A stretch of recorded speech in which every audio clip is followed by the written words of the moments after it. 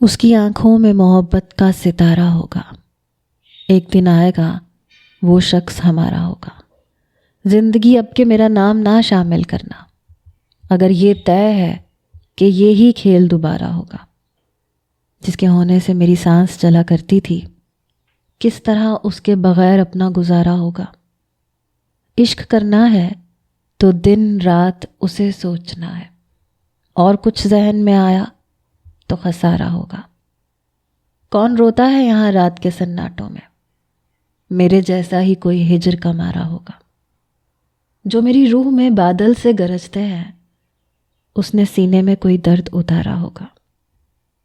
کام مشکل ہے مگر جیت ہی لوں گا اس کو، میرے مولا کا جوں ہی اشارہ ہوگا. پھر سے وہی گلاب کے پھولوں کا بوکے اور ایک کارڈ، اور اس میں لکھی غزل. کون تھا وہ؟ میں بے چین ہوئی تھی. میں نے کھڑکی سے باہر دیکھا. کالے رنگ کی پینٹ شرٹ میں ملبوس، سر پہ ہیٹ پہنے. اس نے جیسے مجھے کھڑکی پہ کھڑے دیکھا تو فلائنگ کس کی تھی. میرا دل یکبارگی سے دھڑکا تھا. باہر بہت اندھیرا تھا، ٹھیک سے کچھ نظر نہیں آ رہا تھا. میں اس کا چہرہ نہیں دیکھ پائی تھی، مگر اس شخص کی حرکت پر گھبرا کے میں نے فوراً سے کھڑکی کے سامنے پردہ کر دیا تھا. عین اسی وقت بینش کمرے میں آئی. کمرے کا دروازہ بند ہونے پر میں چونکی. میں نے پلٹ کے دیکھا تو بینش کے ہاتھ میں 2 کپ کافی کے تھے. وہ کہنے لگی، ارے واہ، پھر سے پھول اور کارڈ؟ اس نے بڑی دلچسپی سے پوچھا. وہ کہنے لگی، میں تو اسے سڑک چھاپ عاشق سمجھ رہی تھی، مگر نہیں، یہ تو تمہارا کوئی سچا عاشق لگتا ہے. لاؤ دکھاؤ کیا لکھا ہے جناب نے. وہ میرے ہاتھ سے کارڈ پکڑ چکی تھی. میں نے کافی کا کپ اٹھایا. میں نے کہا، تمہیں یہ سب مذاق لگ رہا ہے بینا، مگر مجھے ڈر لگ رہا ہے.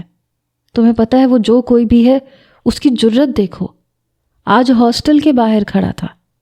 میں نے جیسے ہی بینا کو بتایا، وہ آنکھیں پھاڑے مجھے دیکھنے لگی. وہ کہنے لگی، سچی؟ اس نے کارڈ وہیں اپنے سنگل بیڈ پہ رکھا اور کھڑکی کے پاس جا کے ایک دم سے پورا پردہ پیچھے کیا اور باہر دیکھنے لگی. میں نے کہا، جا چکا ہے اب. بینش نے مجھے گھورتے ہوئے دیکھا. کہنے لگی، پہلے نہیں بتا سکتی تھی، میں بھی دیکھ لیتی. بائی گاڈ، بڑا عرصہ ہو گیا کسی سچے عاشق کو نہیں دیکھا. وہ یوں بات کر رہی تھی جیسے کوئی فلم یا ڈرامے کا سین دیکھنا مس کر گئی ہو. میں نے کہا، ایسے کرو، اس عاشق کو تم ہی سنبھال لو. مجھے ایسے بکھیڑوں سے ڈر لگتا ہے. تم نہیں جانتی کتنی مشکل سے مجھے آغا جی نے ہاسٹل میں رہنے کی اور یونیورسٹی میں پڑھنے کی اجازت دی ہے، اور وہ بھی اسی شرط پر کہ میں یونیورسٹی صرف پڑھنے جاؤں گی. قسم سے اگر میرے بھائی زاوار شاہ کو بھنک بھی پڑ گئی تو جان لے لے گا میری. میں واقعی ڈر گئی تھی. پچھلے 2 ماہ میں ایسا کوئی دن نہیں گزرا تھا جب مجھے فلاورز کے ساتھ کارڈ نہ ملا ہو. پہلے پہل مجھے یہ کسی کی وقتی دیوانگی لگی، لیکن 2 ماہ ایک طویل عرصہ ہوتا ہے. کبھی یونیورسٹی کی لائبریری میں، کبھی کینٹین میں، کبھی کسی اسٹوڈنٹ کے ہاتھ سے مجھے یہ فلاورز اور یہ ایسے کارڈز مل رہے تھے. جب میں پوچھتی تھی کہ کس نے دیے ہیں تو یہی سننے کو ملتا تھا کہ پتہ نہیں، پہلے اسے کبھی ڈپارٹمنٹ میں دیکھا نہیں. ایک ہیٹ پہن رکھی تھی، کالا چشمہ پہن رکھا تھا. اس نے تمہاری طرف اشارہ کرتے ہوئے کہا کہ یہ کارڈ اور پھول اس لڑکی کو دے دیں. پچھلے 2 ماہ سے میں اس اجنبی کو ڈھونڈ رہی تھی کہ وہ ایک بار میرے سامنے آ جائے تو میں اس کا منہ توڑ کے رکھ دوں، لیکن پتہ نہیں وہ شخص کیسے کسی جن کی طرح غائب ہو جاتا تھا. اب تو مجھے اس بے نام عاشق سے ڈر لگنے لگا تھا، کیونکہ بات اب میری برداشت سے باہر ہونے لگی تھی. اب تو مجھے یونیورسٹی میں اپنا آپ کسی کی نظروں کے احاطے میں محسوس ہونے لگا تھا. ایسے لگتا تھا میں کسی کی نظروں کے شکنجے میں جکڑی ہوئی ہوں. وہ جو کوئی بھی تھا میرے آس پاس کہیں تھا، لیکن مجھے پتہ نہیں تھا کہ ہے کون. پہلے یہ سلسلہ صرف یونیورسٹی تک محدود تھا، لیکن اب یونیورسٹی سے ہاسٹل تک پہنچ چکا تھا. بینش میرے ہی ڈپارٹمنٹ کی تھی. ہاسٹل میں میری روم میٹ بھی تھی. کافی باتونی اور شوخ مزاج قسم کی لڑکی تھی. جب یونیورسٹی کے بعد گلاب کے پھولوں کے ساتھ اس طرح کے کارڈز ہاسٹل پہنچنے لگے تو میں سچ میں پریشان ہو گئی تھی۔ کبھی یونیورسٹی سے ہاسٹل کے راستے میں مجھے پھول بیچنے والے بچے پھولوں کے ساتھ یہ کارڈ دے جاتے کہ کسی انکل نے دیے تھے۔ میں پلٹ کے دیکھتی تو کوئی بھی نہیں ہوتا تھا۔ کئی بار میں وہ پھول پیروں سے مسل چکی تھی، کارڈز پھاڑ کے پھینک چکی تھی، لیکن اس شخص پر سب کچھ بے اثر تھا۔ پتہ نہیں کون تھا۔ میں اس شخص کی حرکتوں سے بے حد پریشان ہو چکی تھی۔ اس پہ بینش کی اٹکھیلیاں مجھے مزید زچ کر دیتی تھیں۔ اس نے کارڈ پکڑ کر با آواز بلند غزل پڑھی، پھر کارڈ کو سینے سے لگا کے کہا، کہنے لگی، ہائے نتاشا، اگر کوئی میرا ایسا عاشق ہوتا تو میں اتراتی پھرتی۔ میں خاصی پریشان تھی۔ میں نے کہا، تمہارا تعلق وڈیروں کے خاندان سے نہیں ہے، میرا بھائی میری جان نکال دے گا۔ وہ کہنے لگی، تم ان عاشق مزاج لوگوں سے واقف نہیں ہو، بہت بہادر ہوتے ہیں۔ جس طرح سے وہ تمہارا دیوانہ ہے، تمہارے بھائی کو بھی ٹھکانے لگا دے گا۔ بینش کی بات نے مجھے مزید خوف زدہ کر دیا تھا۔ میں نے کہا، بینا پلیز مجھے ڈراؤ مت، تم جانتی ہو مجھے لڑائی جھگڑے سے بہت ڈر لگتا ہے، اور میں اس محبت کے چکر میں نہیں پڑ سکتی۔ میں ایک جاگیردار کی بیٹی ہوں، ہمارے گھر کا ماحول بہت الگ ہے، لڑکیوں کو اتنی آزادی نہیں دی جاتی، مجھے پڑھنے کی اجازت بڑی مشکل سے ملی ہے۔ بینش کہنے لگی، یار جس طرح سے وہ لڑکا تمہارے پیچھے پڑا ہے، مجھے نہیں لگتا کہ اس کا پیچھے ہٹنے کا کوئی ارادہ ہوگا۔ اب تو یہ بات میرے لیے بھی تشویش کا باعث بن چکی تھی۔ میں اگلے روز یونیورسٹی گئی تو اپنی کلاس کے سب لڑکوں کی طرف غور سے دیکھ رہی تھی کہ شاید مجھے یہ اندازہ ہو سکے کہ وہ نوجوان کون ہے جو میرے پیچھے پڑا ہے، لیکن کسی کو دیکھ کے ایسا نہیں لگ رہا تھا کہ وہ میری طرف دیکھ رہا ہو۔ سب جانتے تھے کہ میں کس کی بیٹی ہوں۔ میرے باپ کا، میرے بھائی کا روب اور دبدبہ بہت تھا۔ جب میں داخلہ لینے کے لیے یونیورسٹی میں آئی تھی تو زوار بھائی ہی میرے ساتھ آئے تھے، 2 گارڈز بھی ساتھ تھے، اور وہ بھی اسلحے کے ساتھ۔ سبھی اب جان چکے تھے کہ میرا تعلق جاگیردار گھرانے سے ہے۔ پھر جب میں اپنے ڈپارٹمنٹ میں پہلی بار گئی، تبھی زوار بھائی نے سب کو یہ بتا دیا تھا کہ یہ میری بہن ہے۔ اسی لیے کسی بھی لڑکے کی اتنی ہمت نہیں تھی کہ مجھے آنکھ اٹھا کے دیکھ سکتا۔ پھر پتہ نہیں یہ کون تھا۔ 2 مہینے سے اس شخص نے مجھے پاگل کر رکھا تھا۔ میں اسے دیوانوں کی طرح ڈھونڈتی تھی۔ آج تک میں نے اسے دیکھا نہیں تھا۔ محبت کرتا تھا تو سامنے آتا، اور اگر چھپنا ہی تھا تو مجھے چھوڑ دیتا۔ کیوں میرے پیچھے پڑا تھا؟ مجھے سب سے زیادہ فکر یہ تھی کہ کہیں اس نوجوان کی حرکتوں کا علم میرے گھر والوں کو نہ ہو جائے، ورنہ میرا پڑھنے کا خواب ادھورا رہ جاتا۔ ایک بار ہماری یونیورسٹی میں ایک میوزک کانسرٹ کے مفت میں کارڈ بانٹے گئے، لیکن میں نے ہاسٹل میں آتے ہی ایک طرف پھینک دیا۔ بینش کہنے لگی، یہ کیا کر رہی ہو؟ تمہیں پتہ ہے کتنے بڑے بڑے سنگرز آنے والے ہیں، اور میرا فیورٹ فرحان سعید بھی آئے گا۔ میں نے کہا، میرے لیے بیکار ہے، میں نہیں جاؤں گی۔ وہ کہنے لگی، پاگل تو نہیں ہو گئی ہو؟ کیوں نہیں جاؤ گی؟ تم میرے ساتھ جاؤ گی۔ میں نے کہا، بینا پلیز ضد مت کرو، لیکن بینش نہیں مانی۔ کہنے لگی، نتاشا بہت تماشے ہو گئے تمہارے، تم نے کیا اپنے بھائی کو جن بھوت بنا کے اپنے سر پہ سوار کر رکھا ہے؟ بس ہم ساتھ جائیں گے، ایسا موقع بار بار تھوڑی آتا ہے، اور ایسی باتیں تو ہمیشہ یاد رہتی ہیں، زندگی کے تلخ لمحوں میں ہمیں مسکرانے پہ مجبور کر دیتی ہیں۔ ابھی تو ہمیں زندگی ملی ہے تو اسے انجوائے کرو۔ میں نے کہا، اگر میرے خاندان کے کسی بھی شخص نے مجھے دیکھ لیا تو تم نہیں جانتی میرے ساتھ کیا سلوک ہوگا۔ تم کچھ بھی نہیں جانتی ہو۔ دیکھو، میں اپنے خاندانی روایات کے خلاف ایک قدم نہیں چل سکتی۔ وہ کہنے لگی، اوہو، ایک تو تم سوچتی بہت ہو۔ ارے تمہارے گاؤں کے رہنے والوں کا شہر سے کیا تعلق؟ اور تمہارے خاندان کے لوگ اتنے ویلے ہیں کہ اپنے سارے جاگیردارانہ کاموں کو، زمینوں کو چھوڑ چھاڑ کے تمہاری جاسوسی میں لگ جائیں گے۔ قسم سے نتاشا، بہت مزہ آئے گا۔ میں نہ چاہتے ہوئے بھی بینش کے ساتھ اس کانسرٹ میں چلی گئی۔ حالانکہ اپنی کالی چادر میں نے سر پہ پہن رکھی تھی، خود کو لپیٹ رکھا تھا، لیکن بہت رش تھا۔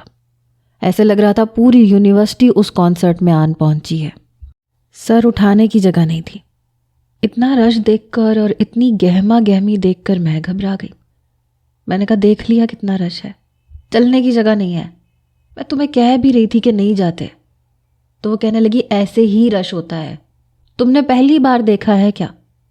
میں نے کہا ہاں میں پہلی بار آئی ہوں، مجھے گھبراہٹ ہو رہی ہے یہاں پہ۔ وہ کہنے لگی اندر گھس جاؤ۔ ایک دھکم پیل تھی جو بڑھ رہی تھی اور میں یہاں آ کے پچھتا رہی تھی۔ بہرحال ایک کونے میں ہمیں بھی جگہ مل گئی۔ لڑکے لڑکیاں سب وہاں پہ ایک ساتھ موجود تھے۔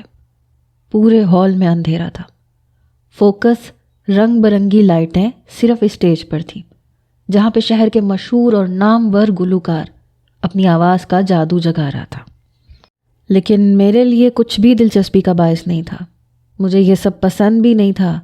دل زور زور سے دھڑک رہا تھا کہ کہیں مجھے کوئی ایسا شخص نہ دیکھ لے جو میرے والدین کے حوالے سے مجھے جانتا ہو، ورنہ میری شامت پکی تھی۔ میں اپنے گھر سے یہ وعدہ کر کے آئی تھی کہ مجھے صرف پڑھنا ہے اور میں اس کے علاوہ کچھ نہیں کروں گی۔ جیسے ہی فرحان سعید آیا، لڑکے لڑکیوں کی سیٹیوں کی آوازیں بلند ہوئیں۔ شور کی آواز سے پورا ہال گونج اٹھا تھا۔ پہلی بار میں نے کسی گلوکار کو یوں اپنے سامنے دیکھا تھا۔ اس نے سب لوگوں کو ہاتھ ہلا کے سلام کیا۔ اس کے بعد اس نے گانا شروع کیا۔ کافی اچھی آواز تھی۔ بینش کا تو بس نہیں چل رہا تھا، اسٹیج پہ جا کے اس گلوکار کے ساتھ ہی کھڑی ہو جائے۔ اسے پتہ ہی نہیں تھا کہ میں بھی اس کے ساتھ آئی ہوں۔ مجھے کچھ پیاس محسوس ہو رہی تھی۔ ہال میں ایسا کچھ نہیں تھا، البتہ ہال کے باہر بہت سے لوگ پانی کی بوتلیں اور جوس وغیرہ لے کے کھڑے تھے۔ کانسرٹ شروع ہونے سے پہلے اور جہاں پر ہم کھڑے تھے وہاں سے ہال کا دروازہ زیادہ دور نہیں تھا۔ میں نے سوچا جب تک بینش اپنے پسندیدہ گلوکار کے گانے سن رہی ہے میں باہر سے پانی لے آتی ہوں، کیونکہ گلا کافی خشک ہو چکا تھا اور ابھی 2-3 گھنٹے یہ کانسرٹ چلنا تھا۔ بہرحال میں رش کو ہٹاتی ہوئی ہال سے باہر آئی، لیکن میرے لیے حیران کن بات یہ تھی کہ باہر بالکل سناٹا تھا۔ جو لوگ پانی کی بوتلیں، جوس، چپس وغیرہ بیچ رہے تھے وہ سب جا چکے تھے۔ میں مایوس سی ہوئی۔ میں ادھر ادھر دیکھنے لگی۔ ہال سے باہر بس میں نے 10 سے یا 12 قدم ہی بڑھائے تھے، لیکن صرف کار پارکنگ میں گاڑیوں اور موٹر سائیکلز کا رش تھا۔ جہاں وہ کانسرٹ ہو رہا تھا وہ کافی سناٹے والی جگہ تھی۔ میں مایوس سی ہو گئی۔ اس سے پہلے کہ میں واپس ہال کی طرف آتی، ایک دم سے باہر جلنے والی 2-3 لائٹس بند ہو گئی۔ ایک دم اندھیرا سا پھیل گیا، یہاں تک کہ مجھے ہال کا دروازہ بھی نظر نہیں آیا۔ شاید روشنی کے بعد جب ایک دم سے اندھیرا ہو جائے تو آنکھیں کچھ دیر کے لیے کچھ بھی دیکھ نہیں پاتی۔ بس وہی ایک لمحہ تھا جب کسی نے میری کلائی پکڑی۔ میری تو جیسے جان نکلی۔ میں نے کہا کون ہو تم؟ ہاتھ چھوڑو میرا۔ لیکن جب تک میری دوسری کلائی بھی ایک مضبوط گرفت میں جکڑی گئی، تب مجھے اندازہ ہوا کہ وہ جو کوئی بھی ہے وہ ایک نہیں ہے، وہ 2 لوگ ہیں۔ اندر گانوں کا شور تھا، لوگوں کے شور شرابے کا شور تھا۔ میں چلانے لگی۔ میں نے کہا کون ہو تم؟ وہ کہنے لگے ابھی پتہ چل جائے گا کہ ہم کون ہیں۔ دوسرا کہنے لگا بڑی مشکل سے شکار ہاتھ آیا ہے، آج اسے نہیں چھوڑیں گے۔ یہ سن کے میں چلانے لگی، بچاؤ بچاؤ کہنے لگی، لیکن ہال کے اندر گانوں کا بہت شور تھا، کسی کو میری آواز کیا سنائی دیتی۔ میں اپنا آپ چھڑوا رہی تھی اور وہ لوگ مجھے پارکنگ ایریا میں لے گئے۔ وہاں تھوڑی تھوڑی سی روشنی تھی، لیکن میں ان دونوں نوجوانوں کی شکل نہیں دیکھ پائی۔ اوپر سے میں اس قدر حواس باختہ تھی، اس قدر ڈری ہوئی تھی کہ مجھے سمجھ نہیں آ رہا تھا میں اپنی جان کیسے چھڑواؤں۔ دونوں طرف سے ان دونوں نوجوانوں نے مجھے پکڑ رکھا تھا اور وہ گھسیٹتے ہوئے مجھے گاڑیوں کے بیچ والی جگہ پر لے آئے۔ میں چلا رہی تھی، رو رہی تھی، بچاؤ بچاؤ کہہ رہی تھی، لیکن بڑی بے دردی سے ان میں سے ایک نوجوان نے میری چادر کو اتار کے دور پھینکا۔ پھر ایک دوسرے نوجوان سے کہنے لگا پہلے تو کر لے اور اس کے منہ پہ زور سے ہاتھ رکھ لینا۔ یہ نہ ہو کہ کوئی چوکیدار یا کوئی اور یہاں سے گزرنے والا مسافر اس کی چیخیں سنے۔ دوسرے نوجوان نے مجھے گاڑی کے ساتھ لگایا۔ اپنی جیب میں سے رومال نکال کے اس نے دوسرے کو کہا کہ اس کا منہ باندھ۔ میرے دونوں ہاتھوں کی انگلیوں میں وہ اپنی انگلیاں پھنسا چکا تھا۔ میں اپنا ہاتھ چھڑوا رہی تھی لیکن دوسرا نوجوان میرا منہ باندھ چکا تھا۔ میں بار بار اپنا ہاتھ چھڑوانے کی کوشش کر رہی تھی لیکن وہ مکمل طور پہ مجھ پہ قابض ہو چکا تھا۔ میری آنکھوں سے آنسو بہہ رہے تھے جب اس نوجوان نے مجھے اپنی درندگی دکھانی شروع کی۔ میں نے اپنی آنکھیں بند کر لیں لیکن پھر مجھے ایسے لگا جیسے اس کے ہاتھوں کی گرفت ہلکی ہوئی ہو اور وہ چلایا ہو۔ جیسے ہی میں نے آنکھیں کھولیں تو پتہ نہیں وہ کون تھا جو اس نوجوان کو مار رہا تھا۔ دوسرا نوجوان اس لڑکے کو پیچھے کرنے کی کوشش کر رہا تھا لیکن وہ اس نوجوان کے پیٹ پہ بیٹھ کر مکے پہ مکہ برسائے جا رہا تھا۔ وہ کہنے لگا، ہاتھ کیسے لگایا تم نے اسے چھونے کی ہمت کیسے کی؟ میں حیران تھی۔ وہ ہٹے کٹے نوجوان اس لڑکے سے اپنا آپ چھڑوا نہیں پا رہے تھے۔ ایک نوجوان اس لڑکے کے پیچھے کھڑا اس کے ہاتھوں کو پکڑنے کی کوشش کر رہا تھا لیکن لگتا تھا جیسے وہ پاگل ہو چکا ہے۔ اس نوجوان کو مارے جا رہا تھا، اس کے پیٹ پہ بیٹھا ہوا بس یہی کہے جا رہا تھا، ہاتھ کیسے لگایا اس لڑکی کو؟ تمہاری ہمت کیسے ہوئی اس پہ میلی نظر ڈالنے کی؟ اسے چھوا کیسے تم نے؟ میں تمہیں جان سے مار ڈالوں گا۔ مار کھانے والے نوجوان کا چہرہ خون سے لت پت ہو چکا تھا۔ وہ لڑکا دوسرے کھڑے نوجوان کے بھی قابو نہیں آ رہا تھا۔ مجھے کچھ نہیں سوجا تو میں شور مچانے لگی، ہیلپ ہیلپ کہنے لگی لیکن کوئی نہیں آیا۔ جس نوجوان کو زمین پہ لٹا کے وہ مار رہا تھا وہ بالکل ادموا ہو چکا تھا، اٹھنے کے قابل نہیں رہا تھا۔ جب ہی اس نے دوسرے نوجوان کو بازو سے پکڑ کے زمین پہ پٹخا اور پھر اسے مارنے لگا۔ مجھے ایسے لگا جیسے میرے پاؤں میں جان ہی نہ ہو۔ میں چاہتی تو وہاں سے بھاگ سکتی تھی لیکن بھاگ ہی نہیں پائی۔ شاید میں اس سچویشن کے لیے تیار ہی نہیں تھی۔ سمجھ ہی نہیں آ رہا تھا کہ کیا کرنا چاہیے۔ وہ دونوں نوجوان اس لڑکے سے اپنا پیچھا چھڑوا کے بھاگے تھے۔ ایک تو لنگڑا لنگڑا کے چل رہا تھا۔ پھر وہ نوجوان میری چادر کو پکڑ کے میرے قریب آیا۔ تب میں نے اسے غور سے دیکھا۔ اس نے ہیٹ پہن رکھی تھی، چہرے پہ رومال باندھ رکھا تھا۔ اس نے میرا ہاتھ پکڑ کے مجھے کچھ آگے کیا، پھر میری چادر کو میرے پورے وجود پر لپیٹ دیا۔ پھر وہ کہنے لگا، جاؤ، یہ کبھی تمہیں کچھ نہیں کہیں گے۔ یہ کہہ کے وہ چلا گیا۔ میں نے کہا، کون ہو تم؟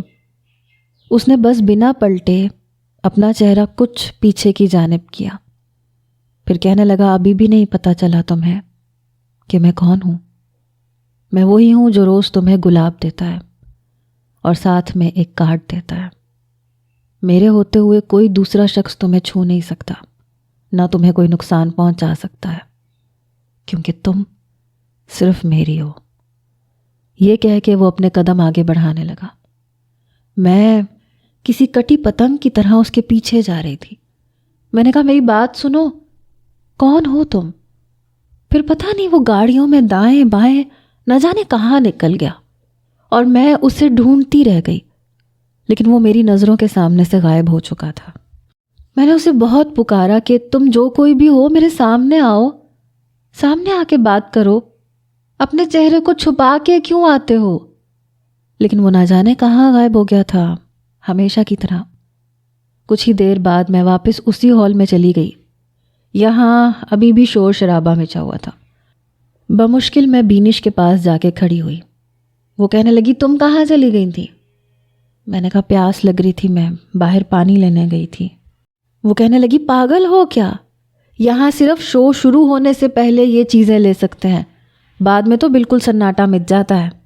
تمہیں جانا ہی نہیں چاہیے تھا۔ میں نے اسے نہیں بتایا کہ مجھ پہ کیا بیت کر گزر گئی۔ شو ختم ہونے کے بعد بینش کے ساتھ ہی میں واپس ہاسٹل آئی۔ میری گردن پہ اس نوجوان نے اتنی زور سے کاٹا تھا کہ ہلکا ہلکا خون نکلنے لگا تھا، لیکن مجھے تو جیسے درد کا احساس ہی نہیں تھا۔ البتہ بینش کی نظر پڑی تو کہنے لگی، یہ تمہاری گردن پہ کیا ہوا ہے؟ میری آنکھوں سے آنسو بہنے لگے۔ وہ کہنے لگی نتاشا کیا ہوا ہے؟ میں نے کہا تمہارے ساتھ جانے کی سزا ملی ہے۔ وہ کہنے لگی بتاؤ مجھے۔ پھر میں نے اسے سب کچھ بتا دیا۔ یہ سن کر بینش بھی پریشان ہو گئی۔ وہ کہنے لگی تمہیں باہر جانا ہی نہیں چاہیے تھا، شکر کرو کہ اس لڑکے نے تمہیں بچا لیا، وہ تو سچ میں کوئی ہیرو لگتا ہے۔ میں نے کہا بینش چپ ہو جاؤ، وہ جو کوئی بھی ہے بے شک اس نے اس دن مجھ پہ بہت بڑا احسان کیا ہے، لیکن یہ بھی تو سوچو کہ اس کا مطلب یہ ہے کہ وہ ہر وقت میرے پیچھے رہتا ہے۔ کون ہے وہ؟ وہ کہنے لگی تم جیسی بدھو لڑکی نے اسے اپنے اتنے قریب دیکھا اور پھر بھی اسے پہچان نہیں پائی۔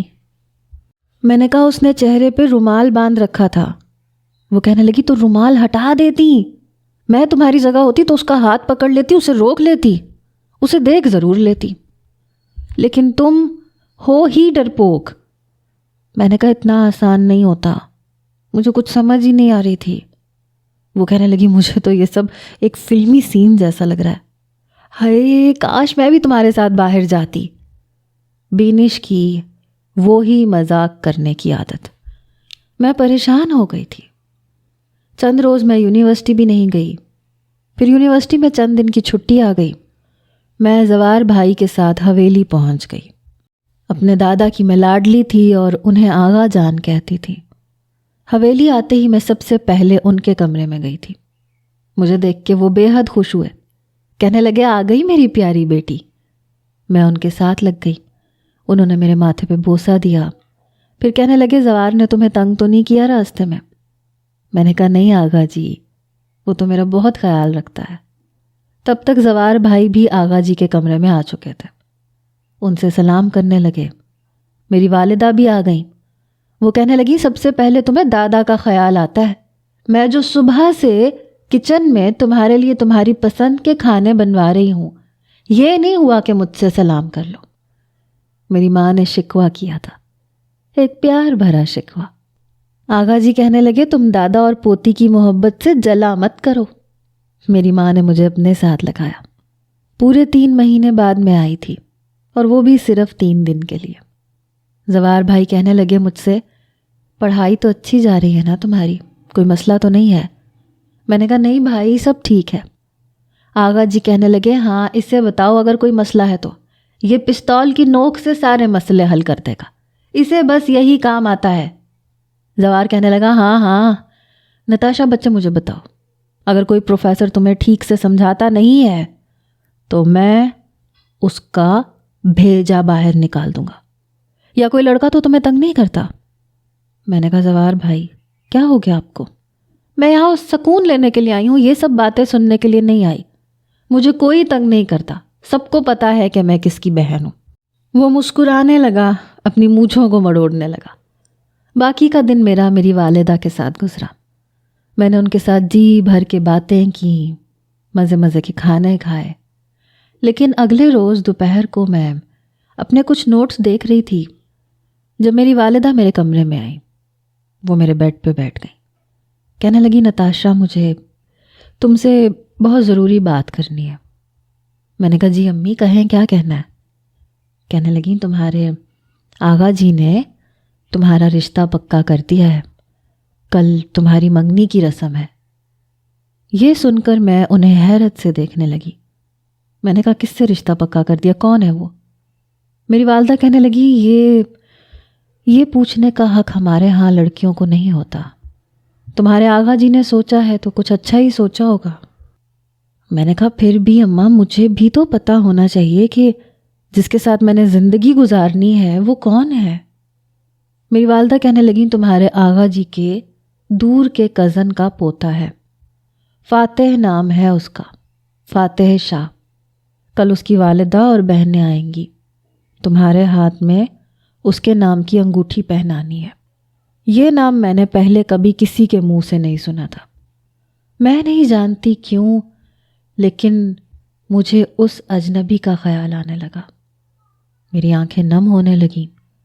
پتہ نہیں کون تھا جس کے نام کی انگوٹھی کل مجھے پہنائی جانی تھی، اور پھر اسی کے نام پر میری ساری زندگی گزر جانی تھی۔ اگلے روز صبح سے ہی حویلی میں گہما گہمی سی تھی۔ حویلی کو کسی دلہن کی طرح سے سجایا جا رہا تھا، یہاں تک کہ آغا جان بھی آج کمرے کے بجائے حویلی کی بیرونی جانب تھے، وہیں سارا انتظام کیا جا رہا تھا۔ بہت فینسی اور قیمتی میکسی میری والدہ نے مجھے لا کے دی، وہ کہنے لگی شام کو پہن لینا، بیوٹیشین کا بھی انتظام کر دیا گیا ہے، وہ آئے گی اور تمہیں تیار کر دے گی۔ پتہ نہیں کیوں میں خوش نہیں تھی۔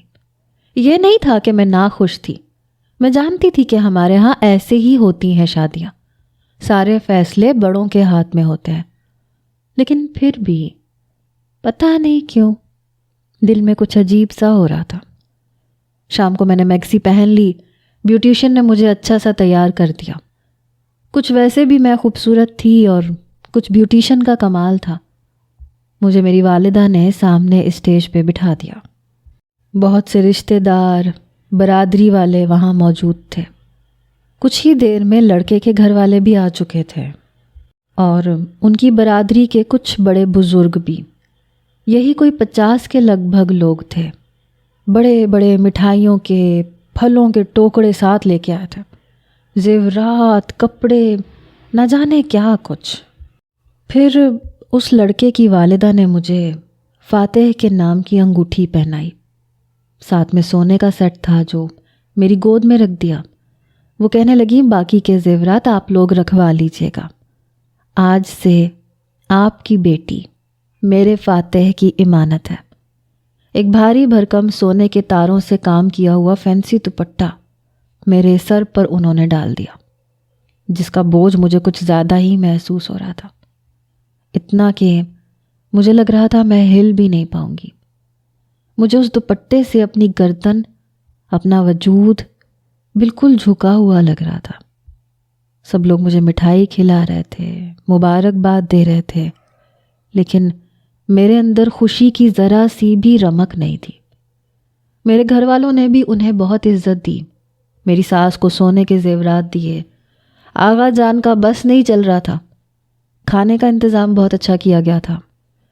بہرحال میں کسی فاتح کے نام کی ہو چکی تھی، کسی بوجھ کی طرح یہ رشتہ مجھے اپنے کاندھوں پہ محسوس ہو رہا تھا۔ سب لوگ جا چکے تھے اور میں رات کو اپنے کمرے میں آ گئی۔ آنکھیں بند کی تو اسی اجنبی کا چہرہ میری آنکھوں کے سامنے آنے لگا۔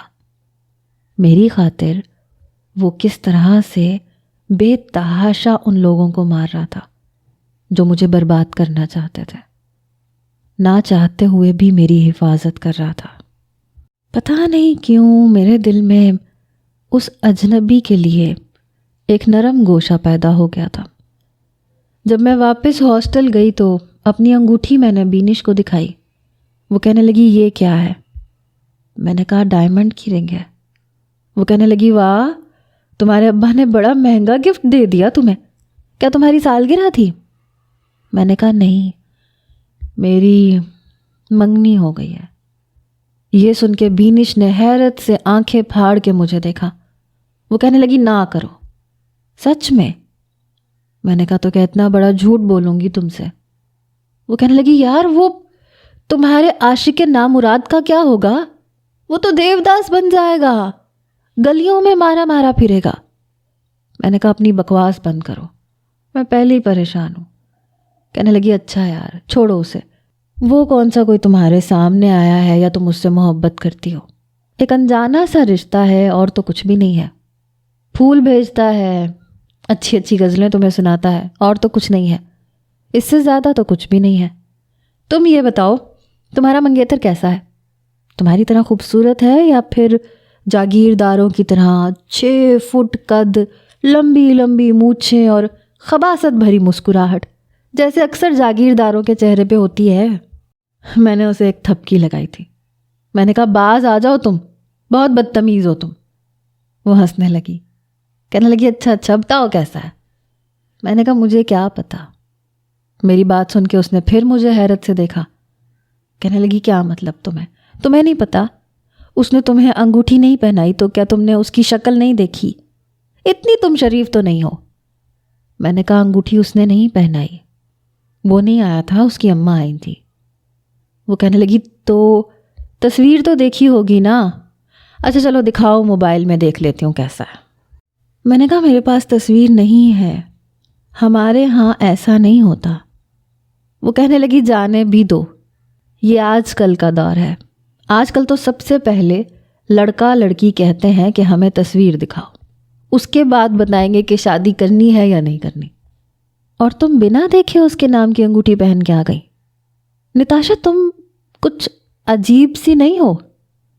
میں نے کہا میں نہیں ہوں، میرے گھر والے ہیں، ہمارے ہاں شروع سے جو ریت رواج چلے آ رہے ہیں وہ ویسے ہی چلتے آئے ہیں۔ ہم لوگ اپنی شادی پہ ہی اپنے شوہر کو دیکھ سکتے ہیں، اور وہ بھی کمرے میں، اس سے پہلے وہ کون ہے کیا ہے ہمیں کبھی دکھایا نہیں جاتا۔ وہ کہنے لگی پھر بھی؟